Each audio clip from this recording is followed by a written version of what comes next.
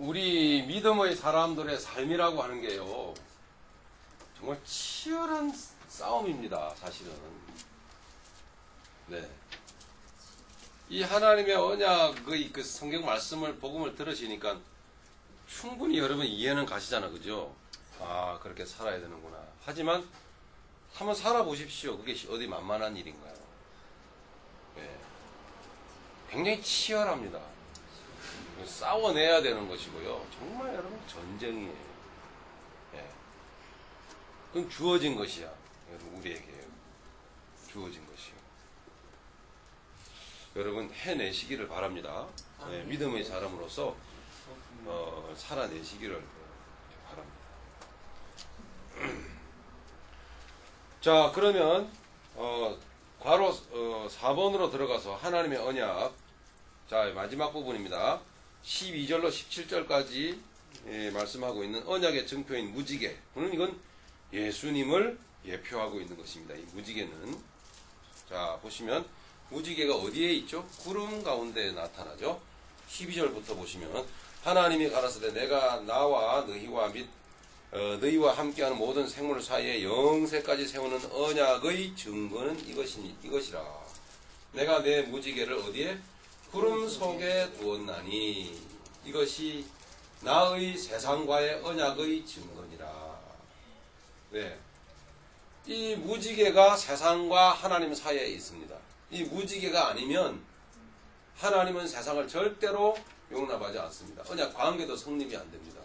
이 무지개를 통해서 하나님은 세상에 어떠한 분임을 나타내시고 세상 또한, 즉 믿음의 사람도 마찬가지죠. 이 무지개를 통해서 하나님께 나아갈 수 있어요. 무지개를 통해서 하나님의 언약을 생각할 수 있는 것이죠. 이 무지개를 통하여. 그래서 사이에 두었다. 이 말을 계속 강조하고 있는 것입니다. 사이에. 그러면 저 비 온 뒤에 여러분 저 하늘에 비치는 저 7색깔 무지개를 말하는 것일까요? 단순히? 아니에요. 그건 그림으로 보여준 것이고요. 원시 계시로. 예? 그거를 여러분 단순히 보면 안 된다고 말씀을 드렸죠. 그게 무엇을 의미하는 것인지를 우리는 생각을 해야 된다는 것이죠. 그러니까 하나님과 우리 사이에 영원한 언약의 증표인 것이 뭡니까? 예수님이라고요. 예수님. 이것을 하나님께서는 또 계속 좀 말씀 가운데 실질적으로 구름 가운데 나타나시는 예수님을 말씀하고 있거든요. 그래서 성경을 우리는 찾아봐야 되는 거죠. 자, 구름 먼저 보십니다. 교재 보시면 하나님의 영광의 현현을 나타내는 것이 바로 구름입니다. 성경에서 구름이라는 단어가 나올 때는 하나님의 영광, 하나님의 영광. 여러분 생각을 하셔야만 됩니다. 자, 여러분 이스라엘 백성들이 애굽에 나올 때에 광야를 지내는 이스라엘 백성들 앞서 뭐요? 구름 기둥. 예, 구름 기둥이 있었죠. 구름 기둥, 구름 기둥. 조금 사실적으로 말씀을 드리면 구름 기둥과 불 기둥인데 구름 기둥 안에 불 기둥이 있는 거예요. 예, 구름 기둥, 불 기둥 안에 따로 있는 게 아니고 구름 기둥 안에 불 기둥이 있어요. 그 안에 이렇게 보여주시는 겁니다. 예, 아시겠죠? 예, 그렇게 보셔야 돼요. 자, 불 기둥과 구름 기둥이 있죠. 이 구름은 뭘 의미할까요? 영광, 하나님의 영광. 예, 을 상징한단 말이에요. 여호와의 영광이 구름 속에서 나타나시는 것, 출애굽기 16장에 넘어가겠습니다. 말씀하고 있죠. 모세와 엘리야와 함께 구름 속에 영광스럽게 변형되신 분이 있었습니다. 그분이 뭐예요? 예수님이잖아요. 마태복음 17장 5절에 보면 구름 가운데 그 구름이 영광스럽게 영광의 빛 같은 구름이더라 이렇게 말씀하고 있어요. 네.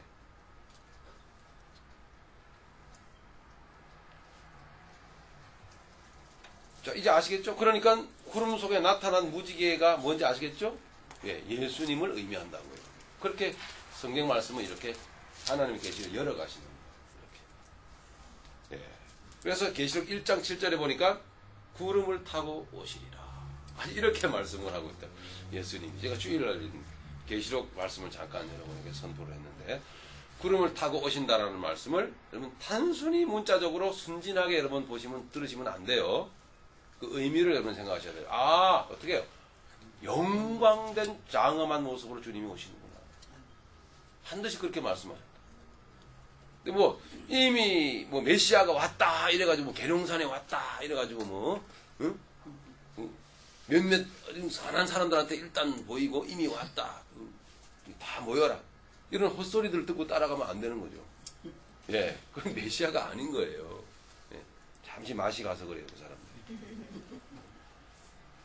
그렇게 온 게 아니고 모든 만인들이 보는 가운데서 예, 구름 타고 영광 중에 오신다. 영광 중에. 자, 이 무지개는 구름 속의 무지개죠. 에스겔서 1장 28절을 보시면 관련된 말씀이 나옵니다. 그 사면 광채의 모양은 비 오는 날 구름에 있는 무지개 같으니 이는 여호와의 영광의 형상의 모양이라. 자, 이렇게 말씀하고 있습니다. 내가 보고 곧 엎드려 그 말씀하신 자의 음성을 들으니라. 그 다음에 요한계시록 4장 2절과 3절에 가보면 무지개가 거기 등장을 하는 보좌가 거기 묘사되어져 있는데요. 내가 곧 성령에 감동하였더니 보라, 하늘에 보좌를 베풀었고 그 보좌 위에 앉으신 이가 있는데 앉으신 이의 모양이 벽옥과 홍구석 같고 또 무지개가 있어 보좌에 둘렸는데 그 모양이 녹보석 같더라. 예수님을 말씀하고 있는 것입니다. 네. 이렇게 성경 전반에 무지개가 계시되어져 있는 모습을 볼 때에 우리 믿음의 사람들은 무엇을 생각해야 되겠죠? 하나님의 뭐죠? 언약. 네. 그러니까 이제 여러분 막 이런 하나님의 그 다양한 그 하나의 주제를 가지고 하나님 말씀하시는 그 말씀의 뜻을 여러 가지 방향으로 막 이런 생각이 막 이런 게 막 떠올라야 돼요. 이제 예. 무지개.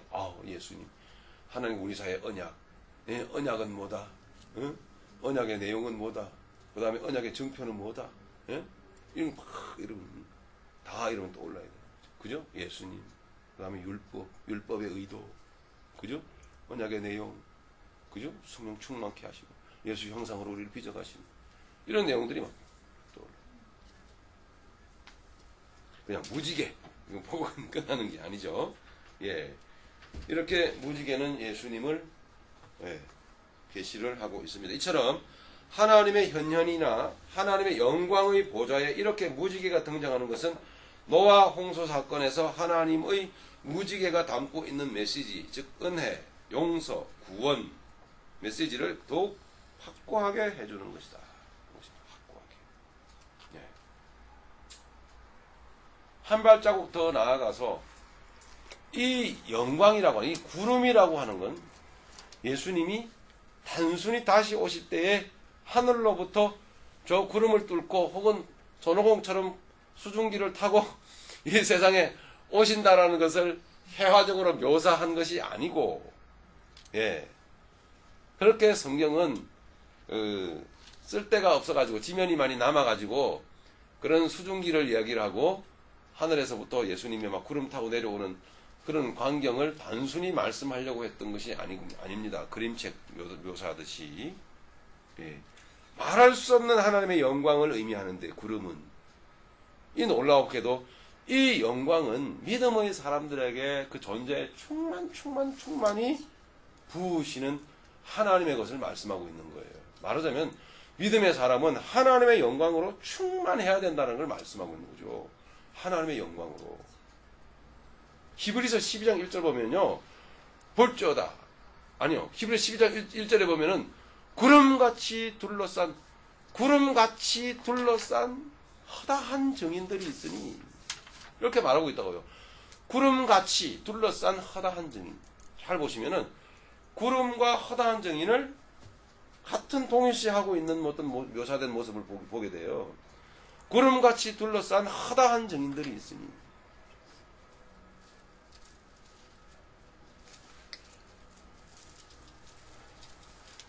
티끌과 진흙인 우리를 어떻게 하나님이 구원하셔서 어떻게 하나님이 우리를 보석으로 빚어 가시는지, 그러니까 우리라고 하기에는 일단 여러분 나라고 생각하셔야 돼요.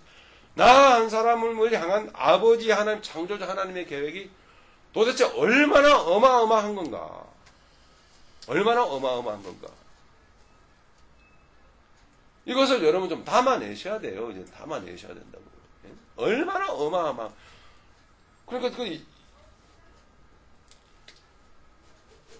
구름을 타고 오신다라는 이 주님이 여기 서 계신다면, 구름을 타고 오신다라는 이 개념은 영광 중에 임재하신다라는 그런 뜻인데, 유다서 1장 우리가 다 아시죠? 예? 그죠? 함께 영광된 자들과 함께 임하신다라고 말씀하고 있잖아요. 그죠? 함께 임하신다. 영광 중에.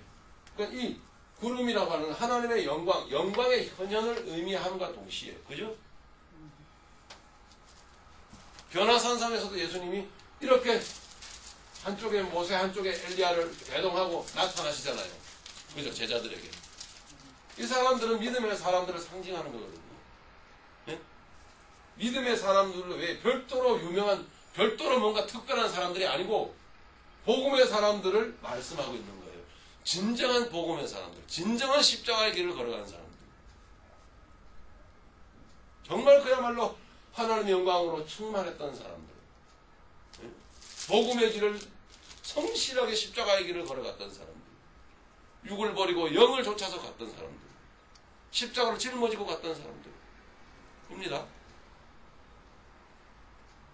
티끌을 건져내서 보석이라고 칭해 주시고 의롭다 칭해 주시고 그것도 그로부터 광야의 연단의 길을 끌고 가시는 그 하나님의 그 장엄한 그 거룩한,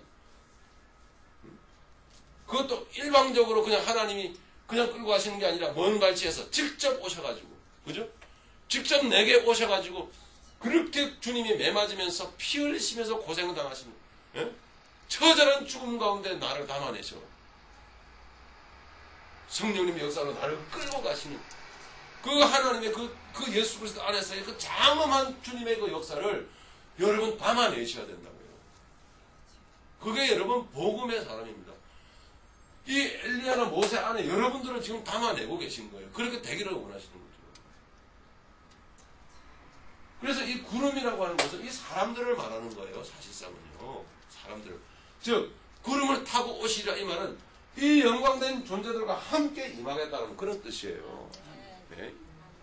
그러니까 이 영광된 주님을 보장해서 지금 우리가 그렇게 영광된 살려고 애를 써야 하지 않겠느냐 이 말이에요.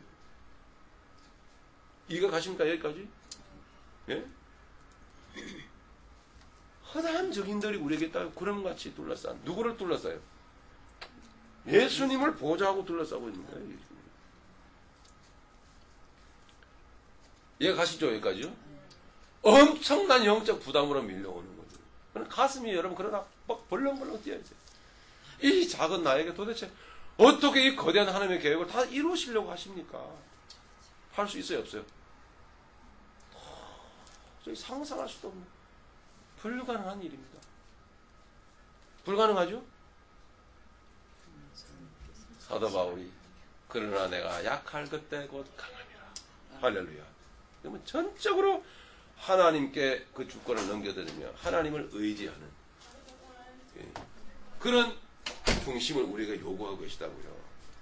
네. 저와 여러분들이 고생해온 거요. 그거 어디 보상받으려고 좀 하지 마세요. 이제는 좀. 뭐 얼마나 고생하셨길래 그래요. 예? 어깨를 펴고 고개를 들고 주의 십자가를 똑바로 쳐다보라고. 예. 오늘날 믿음의 사람들이 너무 약하다는 사실입니다. 너무 약한 이유는 뭐냐? 복음의 진실을 내용을 몰라서 그래요. 듣지를 못한 거예요. 너무나 약해요. 이 놀라운 큰 은혜를 좀 외람되게도 하나님은요 예수님 한 분을 원했던 게 아니에요. 예? 예수님 한 분을 원했던 게 아니고 예수님과 똑같은 많은 영광된 존재를 원했던 거예요.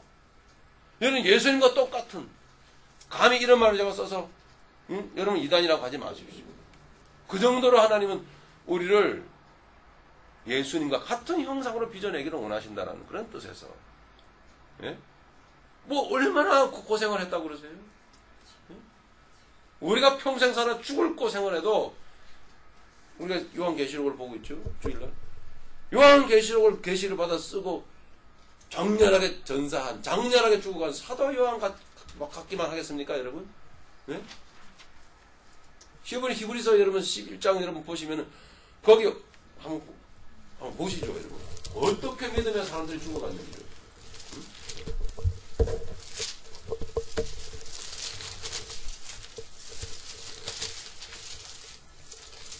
11장은 쭉 1절서부터 믿음은 이렇게 쭉 나와가지고 자 우리가 어디를 보면 될까요?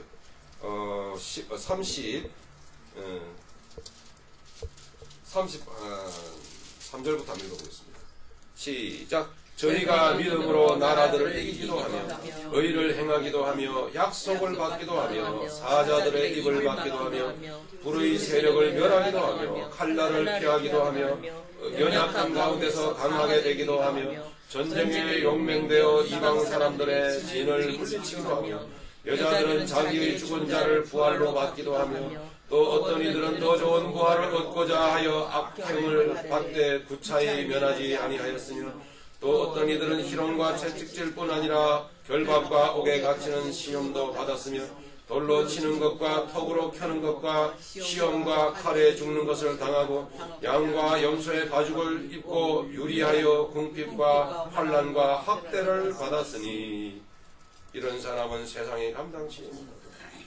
저희가 광야와 산중과 하늘과 토굴의 유리에 매여 아멘 이러고 있잖아요. 이 사람들이 왜 이런 고난을 받으면서도 주님을 붙들고 십자가를 붙들고 이겨낼 수 있었을까요?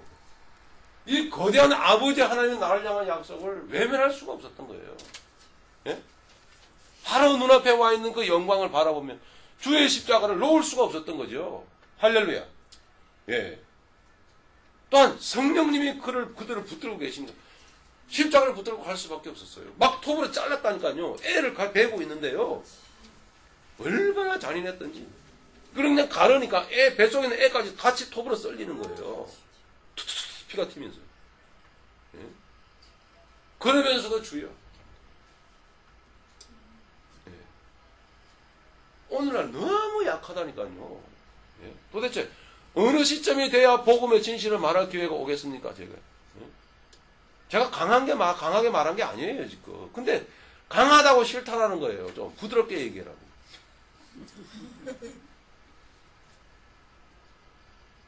어디로 가야 되죠?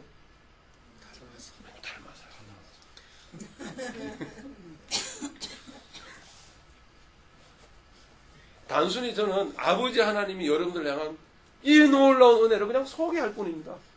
이렇게 여러분들을 귀하게 여긴다고 말한 건데 그게 부담스럽다는 거예요. 좀 먹고 살자 이거예요. 예.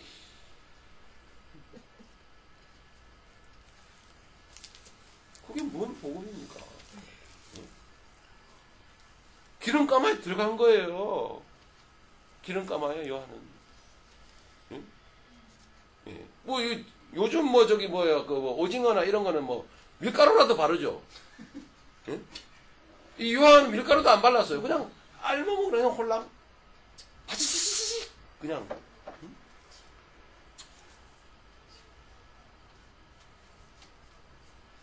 이 하나님의 영광이 너무나 귀하지.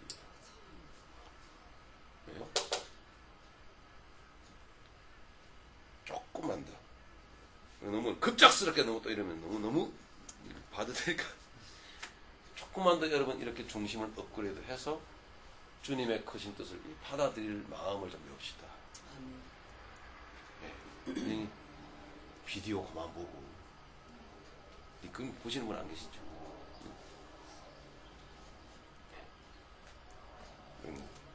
그 별것도 아닌 세상 재미에 그걸 놓지 못해갖고 말이죠. 네? 붙들고 말이죠. 그러지 말고 놓아질 수 있기를 바라고요. 네. 예, 영광 아시겠죠? 예. 믿음의 영광된 믿음의 사람들과 함께 오시리라 하는 말씀이 구름을 타고 오시리라는 말씀 안에 들어있다라는 걸 여러분 생각하셔야 됩니다. 예. 유다서 1장의 말씀을 같이 여러분 참고를 해 주셔야만 합니다. 자, 요걸 딱 넘기시고요. 제가 좀 죄송합니다만은 이거를 좀 그러니까 18절서부터 29절까지를 좀 이렇게 타이핑을 쫙 해갖고 와야 되는데 이게 몸이 너무 불편해갖고 이게 좀 안 됐어요. 그래서 제가 그냥 요 지금 18절서부터 29절까지는 제가 이렇게 성경을 읽어가면서 쭉 해석을 해드릴 테니까 여러분 적으시기 바랍니다. 이제 요 부분은 좀 필기 많이 하셔야 돼요. 그 전에 몇 번 말씀을 드렸지만 요 영광 중에 구름 타고 오시는 이 장면을 유다서 1장을 우리가 같이 다시 한 번 더 읽고 넘어가야만 하겠습니다. 여러분 너무 목사님이 알레고리컬하게 해석을 해야 되는 거 아닌가 하고 여러분 오해를 하실까봐 유다서 1장 어디죠? 14절 몇 번 읽었던 내용이죠. 14절 15절 시작. 아담의 7세손 에녹이 사람들에 대하여도 예언하여 이르되 오라 주께서 그 수만의 거룩한 자와 함께 임하셨나니 이는 무사람을 심판하사 모든 경건치 않은 자의 경건치 않게 행한 모든 경건치 않은 일과 또 경건치 않은 죄인의 주께 거스려 한 모든 강팍한 말을 인하여 저희를 정죄하려 하심이라 하였느니라. 아멘. 여러분 심판받으면 안 되는 겁니다. 여러분. 원래 구원받을 때 여러분 왕으로 여러분 택하심을 받은 자들이었어요. 자 이제 너는 이제 왕으로 택함을 받았으니까 이제 광야 40년 훈련하는 동안에 40년은 상징적인 숫자입니다. 예, 광야 훈련하는 동안에 무슨 수업 해라고요? 왕수업. 왕수업 좀 하자 이제 이 얘기예요. 그래서 영광 중에 나와 함께 내 일을 좀 도와다. 믿음의 사람들은 원칙적으로는 심판받아야 될 사람들이 아니었어요. 예. 그런데 이 뜻을 알지 못하는 분들 중에 어떤 분들은 이렇게 사는 분들이 있다 이 말이에요. 보니까 16절 보니까 심판받을 사람들이 나오는데 이 사람들은 원망하는 장면. 절대 이런 원망하시면 안 돼요. 무조건 감사. 예? 그 감사로 이해되어지길 바래요. 여러분 상황이. 예? 그죠? 다 감사죠. 왜냐면 깨우쳐 주시잖아요. 하도도 못 깨달으니까 요렇게 치셔갖고 내가 좀 깊이 회개해야 될 부분이었구나. 감사하죠. 불만을 토하는 자면 뭐가 그렇게 불만스럽습니까? 뭐가? 왜 불만할까요? 깨닫지를 못해서 그래요. 아버지의 은혜로. 정욕대로 행하는 자라. 입에 그 자랑을 달고 다니고 이를 위하여 탐하는 자라. 그죠? 이를 위하여 아첨하는 자라. 자, 세 번째 단락으로 넘어가겠습니다. 세 번째 단락은 노아의 타락이고 새로운 인류 역사의 출발을 알립니다. 참, 인류 역사도 왜 이렇게 여러 번 출발하는지 모르겠어요. 참 여러 번 출발하죠? 노아의 타락. 이것은 새로운 인류 역사의 출발을 알리는 것입니다. 자, 지금 말씀드린 그대로 왜 이렇게 인류 역사를 계속적으로 반복적으로 출발을 시키는 거죠? 왜요? 예. 인류 역사 속에서 하나님은 계시하시고 계시는 것입니다. 예수님을. 예. 하나님의 뜻을 거기에 알리고 결국 나중에 이룰 것이다라는 것을 그 하나님의 때에 이룰 것이다라는 걸 말씀하시기 위해서 하나님은 하나님의 원래 계획을 반복적으로 이뤄 가시는 거예요. 반복적으로. 그러니까 하나님이 타락하신 인류들을 막 진멸하시고 깨끗게 하시고 새 하늘과 새 땅을 이제 노아하시고 이제 잘 살아라 이제 천국이다 그러면 딱 끝나면 좋은데 이 노아가 또 타락을 하거든요. 그럼 뭐 이게 장난하나 지금 아니에요. 하나님은 그 반복되는 인류 역사 속에서 하나님의 그 역사는 반복적으로 계속 우리에게 계시하시는 거예요. 네, 반복 학습. 네, 똑같은 내용을 알리고 또 알리고 계속. 네.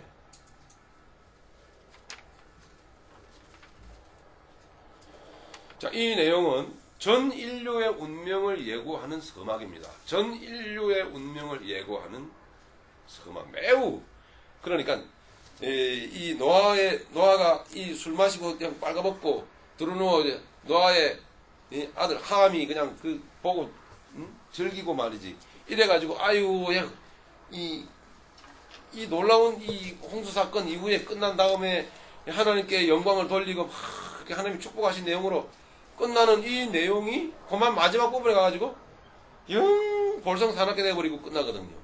9장 마지막 부분에 가가지고 이게 왜 이렇게 끝나나 여러분 그러지 마시고 이 안에 하나님의 계획이 들어있다라는 거죠. 구속사적 계획이 이 말씀 안에 들어있는 매우 중요한 내용입니다. 이 하나의 에피소드가 그냥 우스갯소리는 하나의 노아의 실수로 그냥 이랬다더라 이러고 끝나면 안 된다라는 거죠.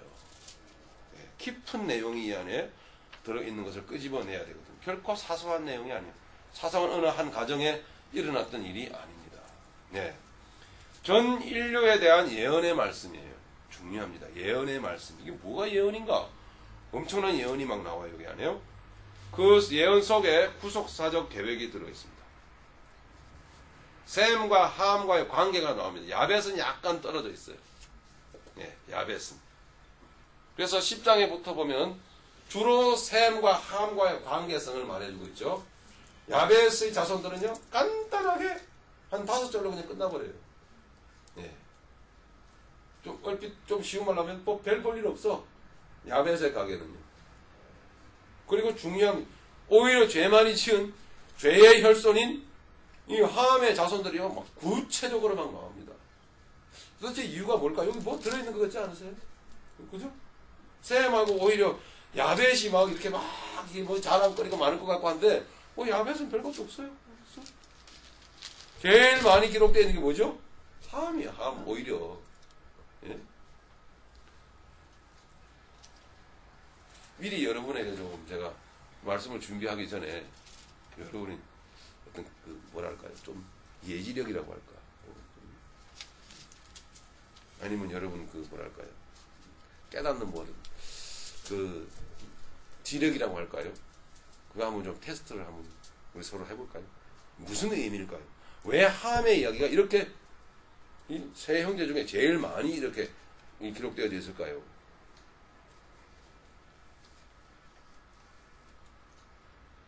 실수를 두려워하지 마시고. 왜 그럴까요? 없습니까? 추측해도 괜찮습니다.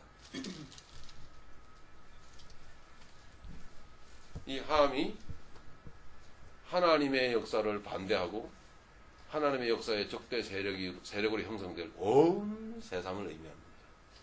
온 세상의 민족. 네. 결국 이 셈하고 함하고 나중에 싸움이 붙잖아요. 그죠? 끊임없이 싸움이 붙죠. 가나안 땅에 들어가가지고. 네. 그 관계를 말하고 있는 거예요. 셈족은 믿음의 혈통을 말하고 택한 백성의 혈통을 상징하는 거예요. 함은 하나님께서 택하지 않은 세상 백성을 상징해 가나안 족속. 예. 이 믿음의 족속이 가나안 땅에 들어가가지고 가나안 족속들과 끊임없이 전쟁을 치잖아요. 그죠? 예. 오늘날에도 마찬가지입니다. 끊임없는 우리는 영적인 이 중동 전쟁을 벌이고 있는 거예요. 그래서 하나님은 함을 구체적으로 말씀하고 있는 거 잘 보라고. 너희들이 앞으로 싸워나갈 족속들을 잘 봐. 이렇게 거대하다. 이걸 보여줍니다.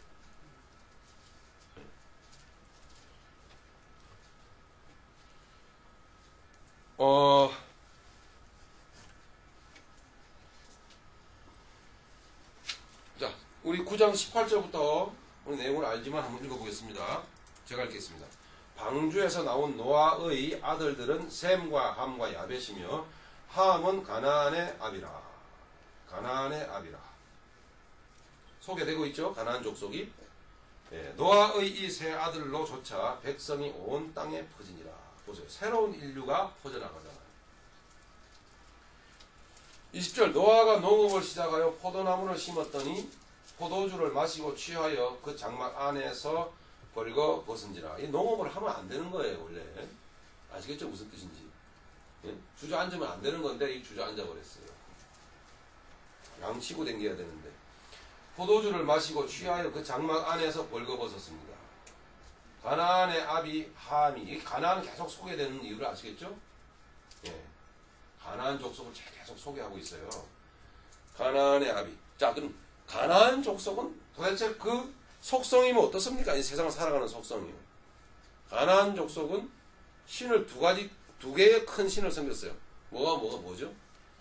바알과 아세라. 그죠? 바알은 농업의 신이요, 농업의 신. 바알은 풍요. 바알 신을 잘 섬겨서 이 세상에서 성공하고 풍요롭게 살게 해주세요. 아세라 신은 음란의 신, 음란의 신. 막 살아, 막 낳아라, 그냥 막, 응? 새끼 막 쳐라. 응? 이게 가나안 종교입니다. 가나안 문화예요. 응? 성공하고 세상에서 번성하고, 응? 세상에서 출세 성공하고, 세상에서 크게 되는 거. 이게 가나안 종교, 가나안 문화입니다. 이 가나안 족속들의 문화를 받아들이지 말 것이며 가나안 족속들을 멸하라 그랬죠. 멸하라. 이 세상을 말합니다. 지금까지 들어온 복음은 뭐예요? 전혀 이거하고 다르죠? 그죠? 완전히 다르잖아요. 그런데 이 이스라엘 백성들이 결국은 가나안의 것을 받아들이죠. 보세요. 이 안타까운 역사가 이렇게 진행이 된단 말이에요. 받아들인단 말이에요. 그죠? 오늘날 교회가 붙들고 있는 복음은 순결합니다. 근데 교회는 순결합니까? 아프사. 오늘날 성도들의 이 머릿속에, 마음속에, 교회 공동체 안에요. 세상의 바알 문화가 쫙. 세상에 여러분 바알과 아셀의 문화가 쫙. 예?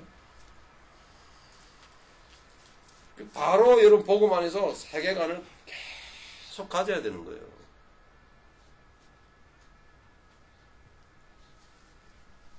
조금만 더 봅시다. 22절. 가나안의 아비 함이 그 아비의 하체를 보고 밖으로 나가서 두 형제에게 고하매 셈과 야벳이 옷을 취하여 자기들의 어깨에 메고 뒷걸음쳐 들어가서 아비의 하체에 덮었으며 그들이 얼굴을 돌이키고 그 아비의 하체를 보지 아니하였더라.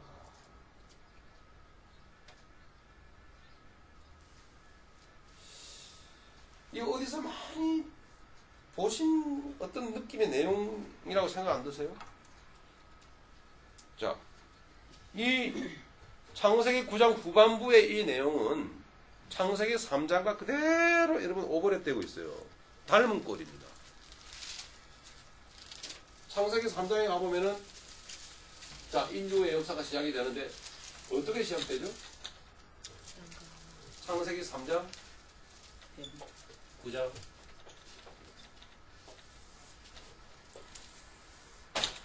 창세기 3장에는 타락으로 시작하죠? 그죠? 9장 읽었으니까 이제 3장으로 넘어가 보겠습니다. 네. 자, 동산에 뱀이 등장합니다. 강교한 뱀이 여자에게 접근했습니다. 먹지 말라 하더냐. 아니, 하나님같이 될 거다. 먹어라. 예? 자, 타락했죠? 네. 눈이 밝아져 타락을 하잖아요. 여기에 누가 3장에는 타락의 주인공이 누구죠? 아담과 하와죠. 그죠?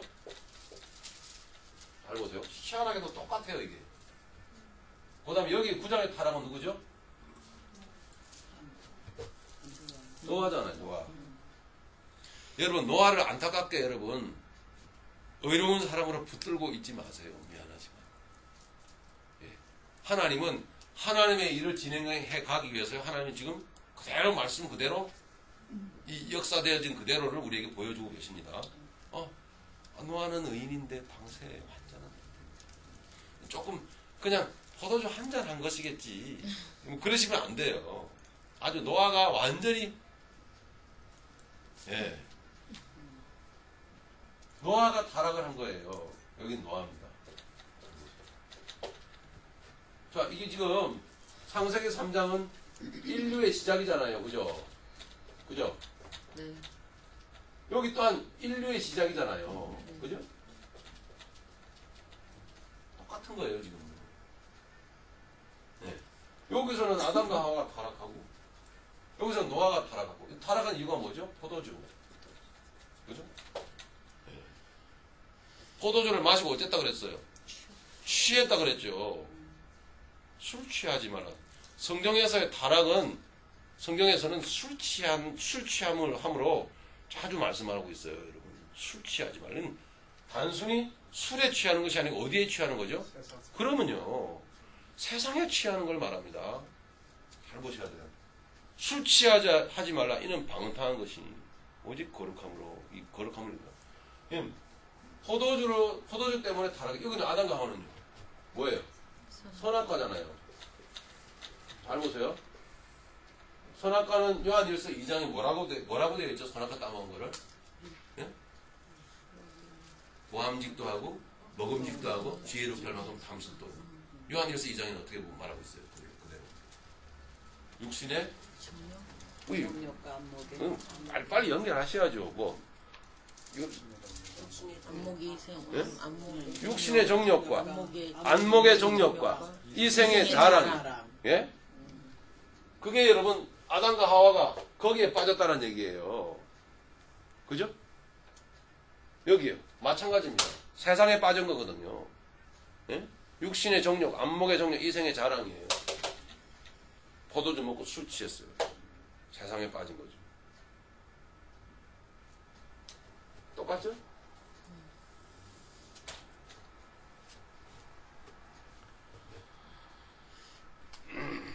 요한일서 2장 16절인가 아마 2장 16절.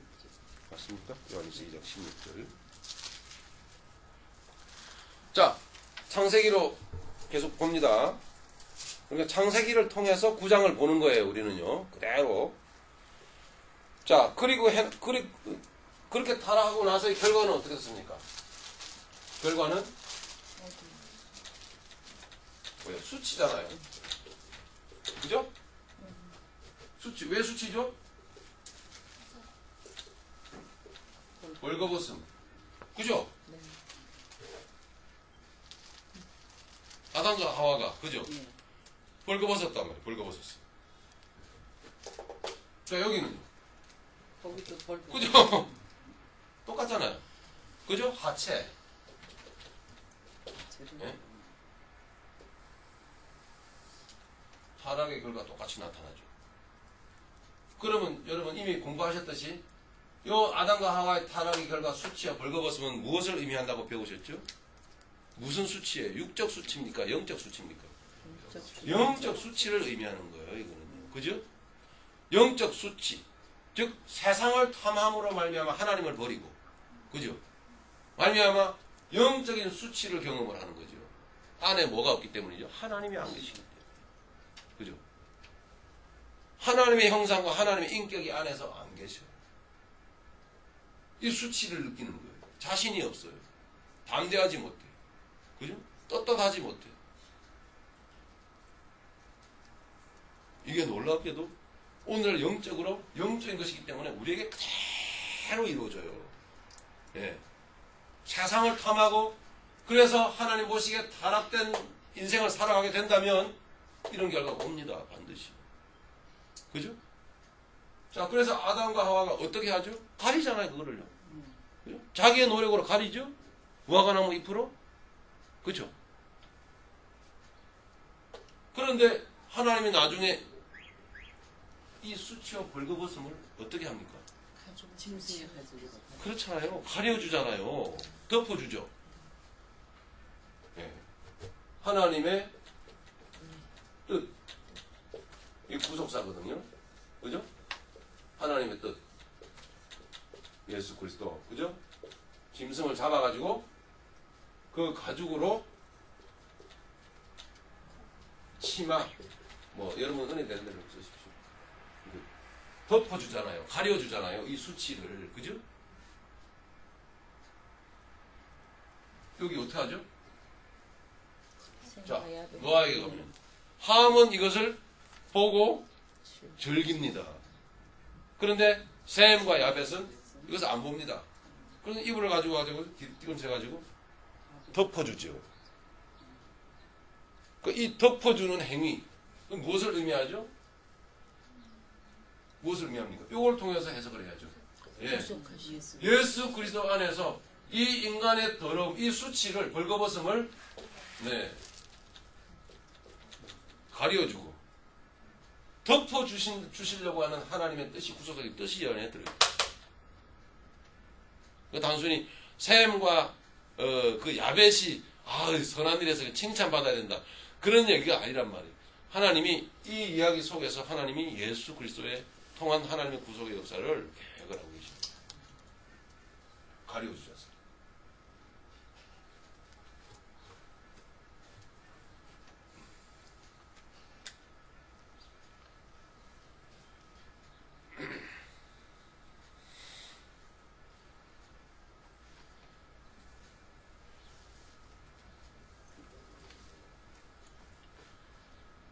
네.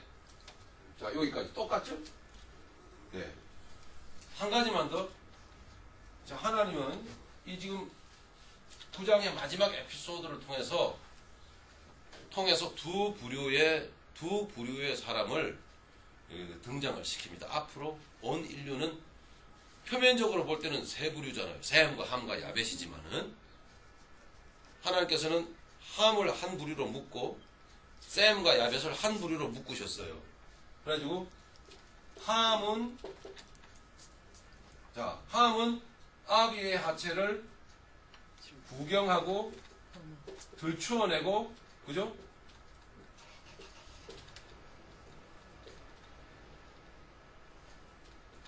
즐겼죠.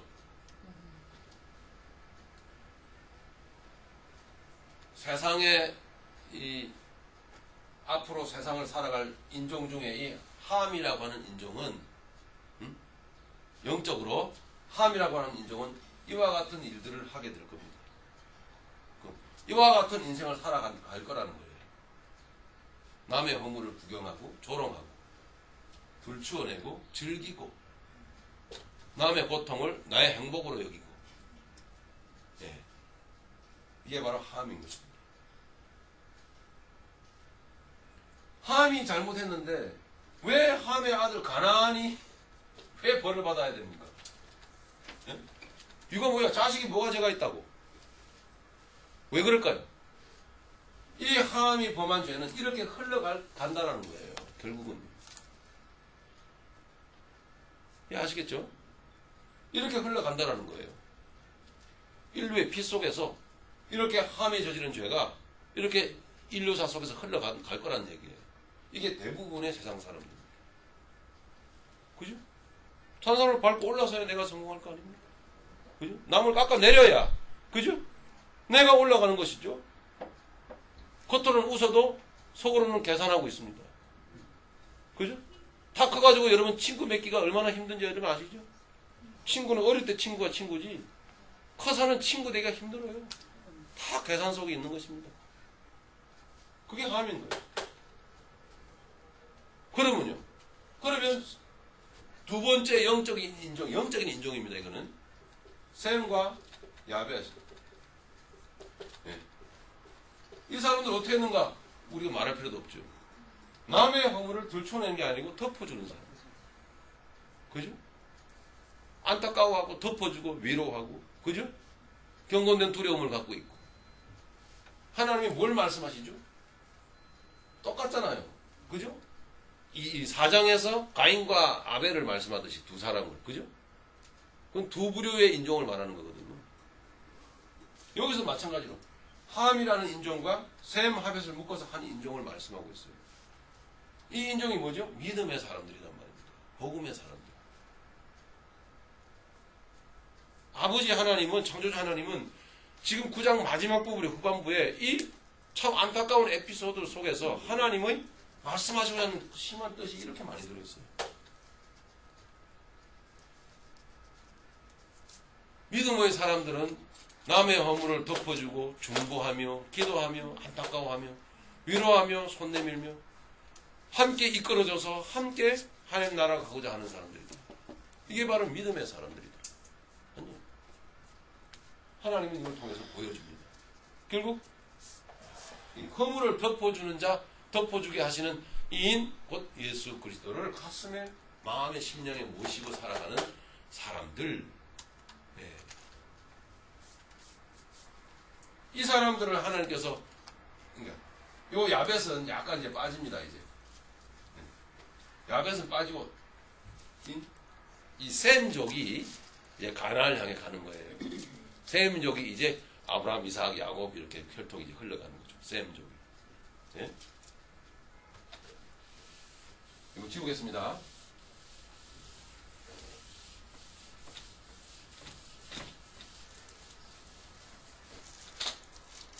세계지도 잘 그리시는 분. 그냥 대충 그릴 거예요. 웃지 마세요, 여러분. 이거는 어디냐면은 맞죠, 유럽. 이렇게 생겼나? 아프리카가? 뭐 인도, 사우디아라비아, 타이, 중국, 건너서 아, 아메리카. 그런 대로 대충 그리면 호주. 아, 호주. 이게 세계지도 아닙니까? 네? 자, 여기가 이제 아니 지중해가 어디로 찾아봤나? 거기, 네. 맞아요. 여기에서 출발된 지금 하나님 역사가 이 지금 셈함 야벳이죠. 여기 셈족이 이 팔레스타인 지방 여기에서부터 대충 소아시아까지 예, 이렇게 분포되어 있어요. 셈족이. 근데 야, 어쨌든 여러분 뭔가 좀 이상한 부분이 있어도 조금만 참아주세요. 이 셈족이 예, 지금 중동 일부분 팔레스타인 지금 이스라엘 사람들 그다음에 터키 이쪽 소아시아 쪽 이렇게 분포되어 있는 사람 셈족. 함족은 북아프리카 하고 또 북아프리카하고 요 팔레스타인 지방을 걸쳐서 이렇게 중동 동부 동남부에 걸쳐 이렇게 함족이 형성되어 있어요. 그러니까 흑인이죠, 흑인. 흑인이면서 뭐라 그래요? 요 부분에 제가 약해서 죄송합니다. 대충은 우리 이해합니다. 여기 이제 이란, 이라크, 예, 이쪽, 예, 이게 이제 함. 야벳은 소아시아 저쪽도 유럽 쪽, 유럽 펼쳐진 이 광활한 땅에 형성되어진 땅에 살아가는 이 족속이 야벳. 나중에 이제 여기 이제 그죠? 아메리카대로 건너가잖아요. 이제 야벳 족속이죠. 야벳 족속. 뭐 그다음에 그러면 우리 이쪽 아시아 네. 여긴 뭐냐 이거? 저도 이쪽은 제가 좀 무식해가지고 잘 몰라요, 사실은. 네. 이 셈족에서 이렇게 퍼져 나가지 않았겠는가? 이렇게 이제 생각을 하는 거죠. 어쨌든 이렇게 이제 분류를 여러분 하시면 되겠습니다. 대충 대강 어느 정도. 네. 목사님, 제가 이게 하는 게 맞습니까? 어느 정도? 대충 이게 이제 종의 종이 되기를. 참 안타까워요. 역사를 보면 결국 이렇게 이제 역사적으로 인종을 세 부류로 이렇게 퍼져 나갔는데 이렇게 나누면 이렇게 되는 거고, 제가 아까 두 인종으로 나눈 것은 영적으로 볼 때에 이제 그렇다는 것입니다. 네, 함족과 네, 그리고 영적으로 그다음에 셈 야벳을 두 개로 묶었어. 이렇게 볼 때에 영적으로 볼 때에 인류사의 두 인종을 우리가 바라볼 수가 있는 거죠. 조금은 우리 창세기 9장을 한번 보시겠습니다.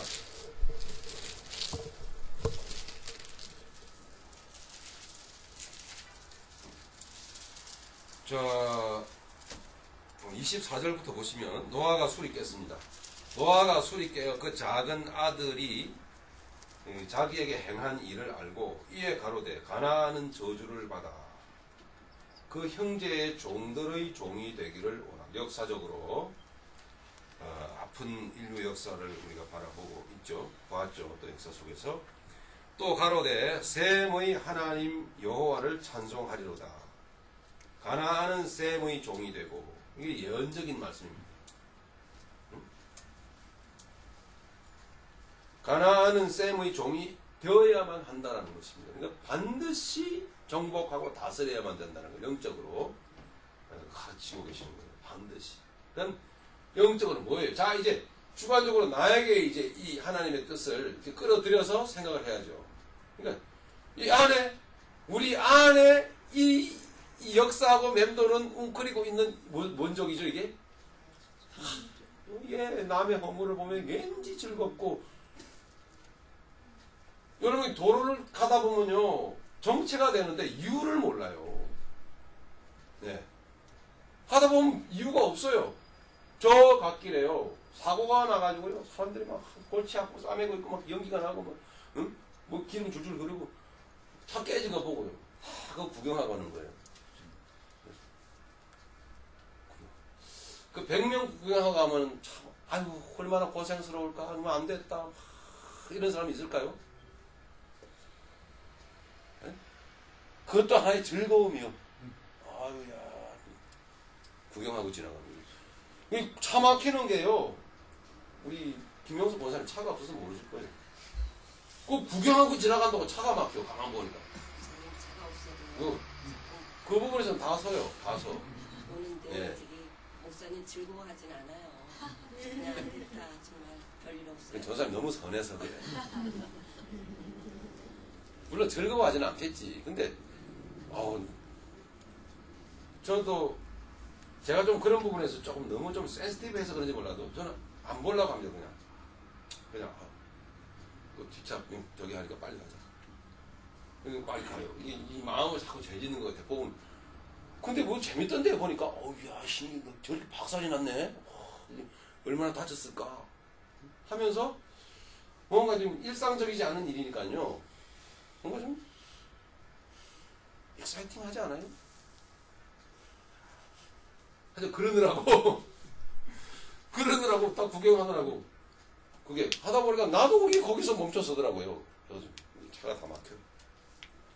동네에서 개똥이 엄마하고 뭐 새똥이 엄마하고 와서 머리카락이 붙들고 싸움하면은 그죠? 바지춤 다 내려가고 막 궁뎅이 다 내려가고 막 허리춤 다 나오고 막 옛날에 보면은요 하면은 온 동네 사람들 다 나와가지고 구경하고 있어요. 구경하는 것 중에 구경 중에 제일 재밌는 게 그죠? 남들 싸움하는 거예요. 구경하는 거. 얼마나 맛이 깨소금이 쏟아지는지 몰라요. 재밌습니다 그거. 그렇게 안 살아보셨는 거예요. 예, 어른서부터 애들까지 다 나와서 구경하는데요. 말릴 생각도 안 해요. 어렴풋이 어릴 때 기억이. 혹시 모르겠어요. 그것도 함의 속성이 아닐까요? 네? 네. 너무 재밌잖아요. 내일이 아니니까. 네? 목사님 너무 거룩하게 되셔가지고 그런지 몰라도. 그게요, 재밌어요. 그걸 즐긴단 말이에요. 네? 남의 불행을 마치 영화 구경하듯이, 드라마 보듯이 즐긴단 말이에요. 뭐, 걱정해주는 척 하면서 집에 들어가서 우리끼리 이러는 게, 믿음의 사람은 그러면 안 된다는 걸 가르쳐요. 그러면 안 된다. 하나님이 저주를 내렸습니다. 그 행위에 저주를 내린 거예요. 네. 이 말씀을 굉장히 그 심도 있게 분석을 하는 사람들은요, 결국 이때부터 함이 단순히 아비의 화채의 모습을 보고 구경한 게 아니고 즐긴 거야. 즐긴 거. 성적으로. 이렇게 문자적으로 해석에 들어가는 분들도 있어요. 신학자들 중에서는요. 즐긴 거야. 결국 동성애가 여기서부터 나온 거야. 결국 가나안 족속이 포함하고 있는 그 영역 전부 다 뭐가 하나님이 후에 다시 한 번 더 국지적으로 심판을 내리시잖아요. 어디입니까? 소돔 고모라의 족속이에요. 가나안 족속이. 함의 족속들이라고요. 전부 다. 그죠? 아시잖아요, 여러분. 롯이, 응? 그 안에 천사들이 왔는데 말이죠. 남자들이 와가지고 막 내 꺼내나가란 말이죠. 우리가 상관한다. 그때는 이제 실제적으로, 문자적으로 나타납니다. 남색하는 걸 말합니다. 동성. 문자적으로는 그렇게까지는 안 나타나 있어요, 사실은. 그렇기 때문에, 그 정도로 이해하고 넘어가면 좋겠습니다. 응? 그래서 저주를 받는 것이다라는 겁니다. 그 창세기 3장 11절에 보시면은, 뭐 아까 보셨습니다만은, 아담과 하와가 선악과를 따먹었을 때 하나님이 나타나셔가지고 물으시는 거거든요. 누가 너의 벗었음을 내게 고하였느냐? 이렇게 말씀합니다. 누가 너의 벗었음을 내게 고하였느냐? 예. 그러니까 벌거벗은 게 죄가 아니에요. 그죠? 원래 아무것도 안 입고 살게끔 만드셨잖아요. 그죠? 벌거벗은 게 죄가 아니거든요. 그런데 저들이 벌거벗은 것을 알고 해 입었단 말이죠. 그 다음에 하나님이 나타나가지고 아담과 하와에게 묻는 거예요. 누가 너의 벌거벗었음을 너에게 고하였느냐? 이렇게 말한다고. 그 말을 해석하면 이런 것입니다. 누가 너의 벗었음이 잘못된 일이라고 지적을 하더냐 이런 말이에요. 우리에게 수치가 있고 벌거벗음이 있다면 그것을 지적하실 분은 하나님밖에 없는 거예요. 그죠? 하나님밖에 그 권한을 가지고 계신 분이 없는데 아담과 하와가 이걸 가린단 말이에요. 벌거벗었다고. 하나님이 이미 다 아시고 누가 너에게 와가지고 너의 벌거벗었음이 잘못된 일이라고 가르쳐주더냐 지적을 하더냐 이렇게 하나님은 물으신 것입니다. 그 누가 그랬습니까? 마귀가 그랬잖아요. 그죠? 그럼 마귀가 한 똑같은 행위를 누가 하죠? 누가요? 함이 한 겁니다. 벌거벗었음을 구경을 하고 조롱하고 판단한 거예요. 왜 저주받았는지 아시겠어요? 함이 가나안 족속이. 예.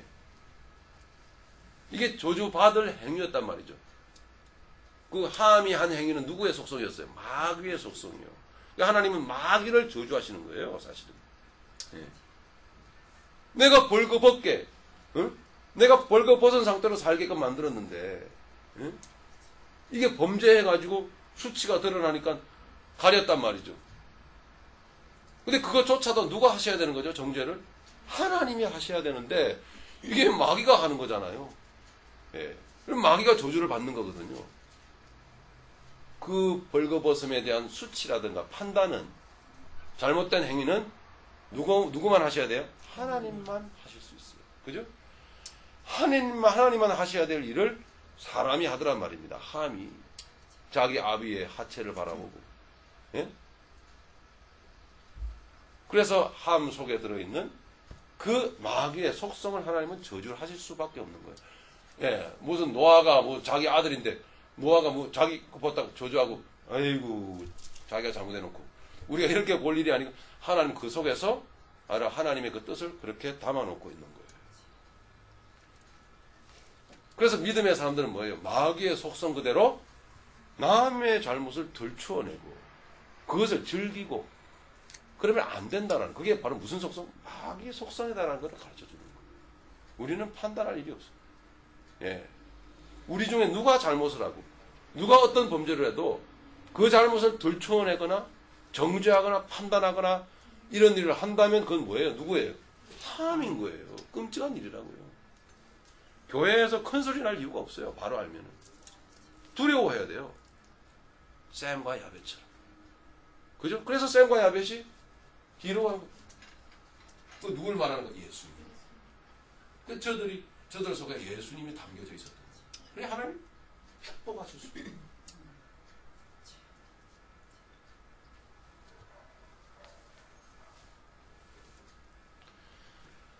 함은 가나안 족속은 정죄할 자격을 스스로 취했어요. 이게 크나큰 죄예요. 마귀죠. 지옥 자식이에요. 세상에는 마무리하겠습니다. 들추어내는 인종이 하나가 있고 덮어주는 인종이 하나가 있어요. 우리는 과거에 들추어내는 인종이었어요. 그죠? 이제는 덮어주는 인종으로 우리를 바꿔놓으셨어요. 덮어주는 인종은 천국 백성, 들추어내는 에이구, 들추어내는 인종은 지옥 자식이에요. 하나님 그래서 분명히 말씀합니다. 새롭게 인류 역사를 출발시키면서 하나님은 우리에게 이런 것들을 말씀을 하고 계시더라 하는 거죠. 셈과 야벳은 뒤로 이불을 덮어준 것은 뭐예요? 정죄할 자격이 자기들에게 없음을 인정합니다.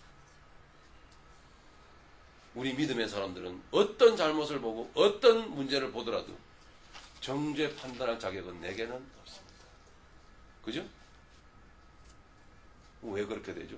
이 사람들은 항상 십자가 앞에 무릎을 꿇고 있는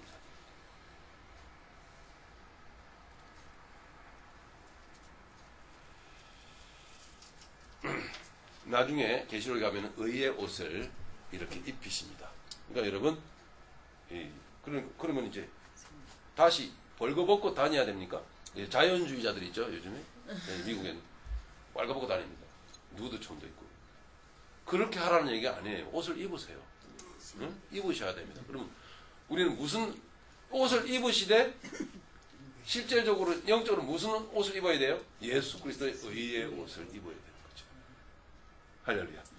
예수 그리스도의 의의 옷을 입히시기 위하여 믿음의 사람 노아가 실수하는 것을 허락하십니다.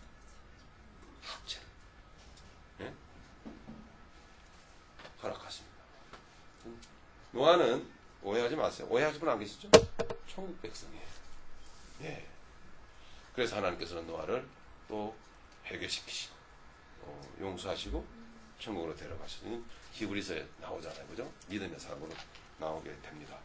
자, 거기까지 성경 말씀이 기록되어져 있어. 9장까지 9장 28절, 29절까지 노아가 그렇게 350년을 항수하고 950세에 죽었더라.